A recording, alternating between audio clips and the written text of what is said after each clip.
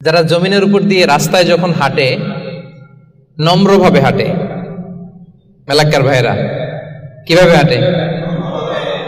ভদ্রভাবে হাঁটে, অহংকার করে না, দাম্ভিকতা দেখায় না, বিনয়ের সাথে হাঁটে।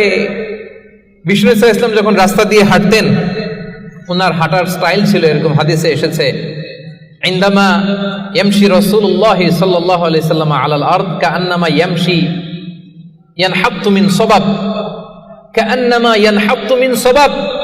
মনে হতো যেন বিশ্বনবী ঢালু থেকে উপর থেকে নিচের দিকে নামছেন। পাহাড়ি রাস্তা থেকে নিচের দিকে নামলে যেমনি পা ফেলে ফেলে খেয়াল করে এনার্জি নিয়ে মানুষ হাঁটে, বিশ্বনবী সিম্পলি যখন সমান্তরাল জায়গার উপর দিয়ে হাঁটতেন, ঠিক এভাবে বিনয়ের সাথে হাঁটতেন। পড়েন সুবহানাল্লাহ। বিশ্বনবী সব সময় বিনয়ের সাথে হাঁটতেন। ওনার হাঁটার মধ্যেও একটা ভদ্রতা ছিল, একটা মার্জিত ভাব ছিল। বিশ্বনবীর হাঁটার মধ্যেও একটা মুনশিয়ানা ভাব ছিল। আল্লাহু আকবার। এজন্য আল্লাহ বলেন, যারা রহমানের বান্দা হতে চাও, জান্নাতের অ্যাপার্টমেন্ট যারা বুকিং দিতে চাও, ইয়ামশুনা আলাল আরদি হাওনা ইয়ানি মুতাওয়াদিআ, বিনয়ের সাথে হাঁটো। রাস্তায় যখন হাঁটে এমন ভাবে হাঁটবেন যে পুরো রাস্তাটাই আমার, আমার বাপের রাস্তা, কার কি, এরকম একটা ভাব আছে না অনেকের? ইয়াংদের মধ্যে এই ভাবটা একটু বেশি, আছে না? নাই, কাউরে কেয়ার করে না, সব আমার, এরকম একটা ভাব না। রহমানের বান্দারা বিনয়ের সাথে হাঁটে, ইয়ামশুনা আলাল আরদি হাওনা, নম্রভাবে হাঁটে, in a very dissent manner, একটা ডিসেন্ট ওয়েতে হাঁটে, অন্যের কষ্টের কারণ হয় না।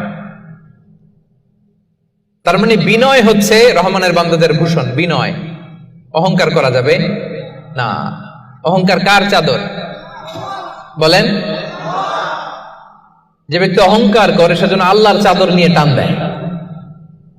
এজন্য রহমানের বান্দারা কখনো অহংকার করে। বিশ্বনবী সব সময় দোয়ার মধ্যে বলতেন, আল্লাহুম্মা জাআলনি সাবুরা ওয়া জাআলনি শাকুরা ওয়াজআলনি ফি আইনি সগীরা ওয়া ফি আয়ুনিন নাসি কাবীরা। ও আল্লাহ, আপনি আমারে ধৈর্যশীল বানান, আপনি আমাকে শুকরগুজার বান্দা বানান, আমার চোখে আল্লাহ আপনি আমারে ছোট বানান, গোটা বিশ্বের মানুষের চোখে আমারে বড় বানান। পড়েন আমিন। নিজের চোখে নিজে ছোট থাকবেন, তাহলে বড় বানাবে কে? ওমা তাওয়াদা আহাদুন লিল্লাহি ইল্লা রাফাআহুল্লাহ। যে আল্লাহর জন্য বিনয়ী হয়ে নিচু হয়, আল্লাহ তাআলা টেনে উপরে উঠায়। এটা সুন্নাতুল্লাহ ফিল আরদ, এই জমিনে আল্লাহর সুন্নাত। আপনি নিচু হবেন, আল্লাহ টেনে উপরে উঠাবে। আপনি অহংকার দেখিয়ে উপরে হবেন, এক থাপ্পড় মেরে জমিনে আপনারে গেড়ে দিতে পারে কে? এজন্য অহংকার